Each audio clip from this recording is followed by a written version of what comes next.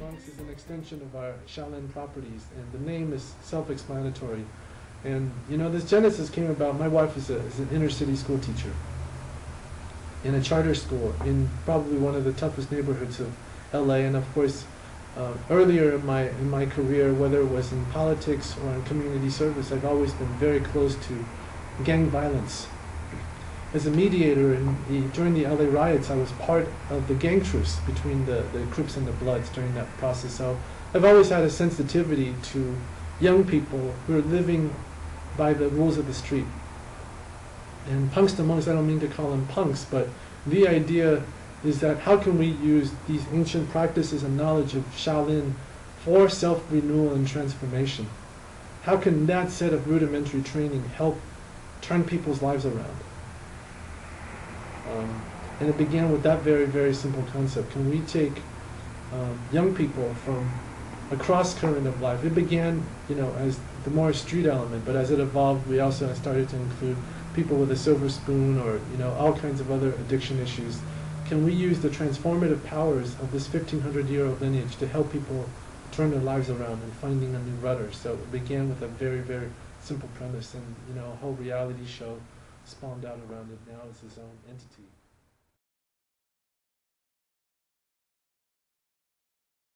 Persona Non Grata, remember I said under Celestial we made 2.5 movies. That was the half movie. This movie began to capture the rise of Asian Americans in politics in the quick fall. I think it's I would love to resuscitate that project, and of course someone working in politics, I was close to the process because all my friends, John Huang, you know, was threatened to be in prison. He actually did spend some time. Maria Shah, all the prominent Asian Americans who rose during the 1992 Clinton-Gore years were taken down by 1994 and 1995. This story was the rise and the fall. So persona non grata, obviously persona non grata means someone not welcomed at the party.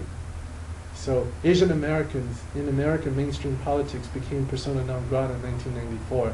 That eventually led to the Wen-Ho Lee cases where being, you know, an Asian American engineer was being perceived as a spy.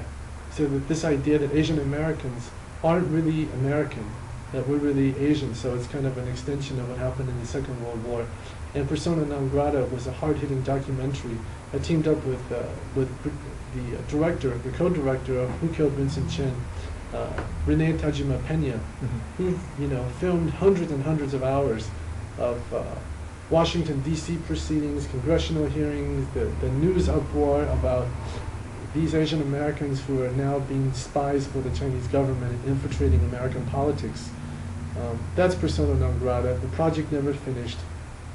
Sadly, we never got the kind of funding the project required to get it off the ground. And I was supplying it with my own limited resources. And the process took too long. That needed to be a 5-year project. And we supported it for 2 years. Ran out of funding. And now I still have the tapes at home. And when these situations come up, I think about, you know, finishing it.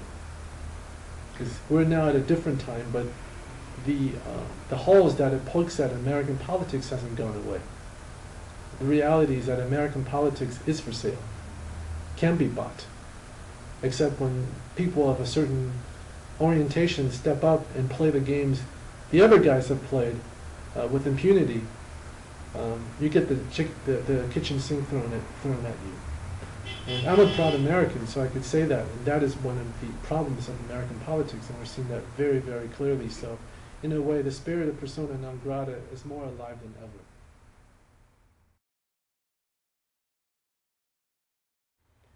The Immortals have come back to us. So the Immortals is another one of these franchise properties that we're working on. Let's just say that, and the Immortals is also based on one of my father's trilogy of books. I've always been a big fan of this, and in a way, the name Iron Pond actually comes out of the Immortal canon. So Iron Pond Dude is the name of the protagonist. He is kind of the Neo in this spiritual setting, this legendary, metaphysical, archetypal setting. So It's one of the properties that we're going to deliver in a feature, in MMO, in a very immersive format. But that's not going to come out until 2013.